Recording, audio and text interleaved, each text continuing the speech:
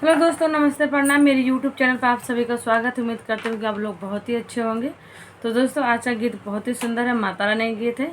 तो ये सुंदर सा माता रानी गीत जरूर सुनिएगा और कैसा लगा कमेंट कर बताइएगा। और मेरे वीडियो पर नए हैं तो मेरे चैनल पर नए हैं तो प्लीज़ मेरे चैनल को सब्सक्राइब कर लीजिएगा और वीडियो कैसा लगा कमेंट कर बताइएगा। और ये सुंदर सा माता रानी का भक्ति गीत जरूर सुनिएगा। नवरात्रे आने वाले तो सबको हैप्पी नवरात्रे। और सुंदर से माता रानी गीत।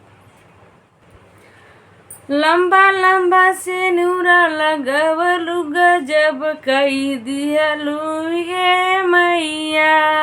लंबा लंबा से नूरा लगवलु गजब कई दिहलु ये मैया। मैया के माथे टीका सोहे, मैया के माथे बिंदिया सोहे। हरावा पे फिरलू नजरिया गजब कई दिहलू ये मैया। हरावा पे फिरलू नजरिया गजब कई दिहलू ये मैया।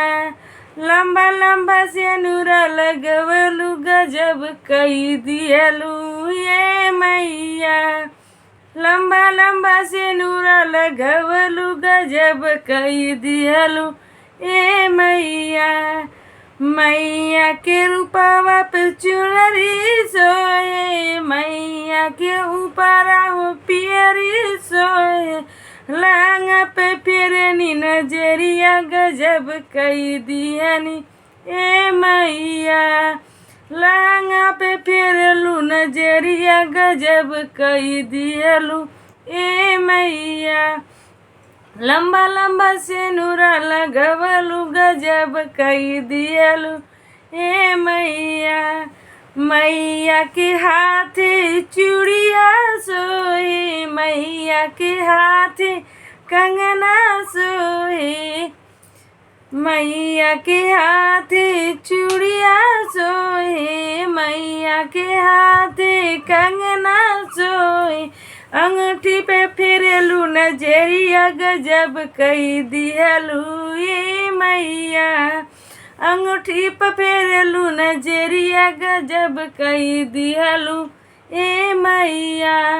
लंबा लंबा से नूरा लगवलू गजब कई दिहलू ए मैया। लंबा लंबा से नूरा लगवलू गजब कई दिहलू ए मैया। मैया के कमर कदनिया सोए, मैया के पैरों में पायल सोए। मैया के पैरों में पायल सोए, मैया के पैरों महावर सोए। बिछिया पे फिरलू नजरिया गजब कई दिहलू ए मैया। बिछिया पे फिरलू नजरिया गजब कई दिहलू ये मैया। लंबा लंबा से नूरा लगवलू गजब कई दिहलू ए मैया। तो दोस्तों, ये सुंदर सा माता रानी गीत जरूर सुनिएगा और कैसा लगा कमेंट कर बताइएगा। तो हैप्पी नवरात्रे, जय माता रानी।